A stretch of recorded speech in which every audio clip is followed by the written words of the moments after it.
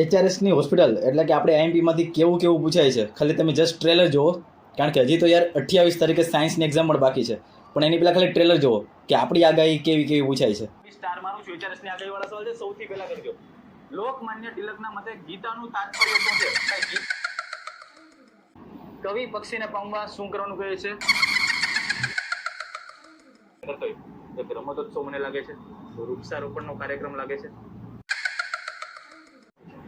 દીકરીના માથે હાથ ફેરવો અને દીકરી હાથ દે, બે વસ્તુ આપી છે કે દીકરીના માથે તમે હાથ ફેરવો અને દીકરી હાથ આપે, એમાં ફરક મસ્ત છે. છત્રી ન ખોવાય એ માટે લેખકને કયા કયા સલાહો મળી છે? કેવા કેવા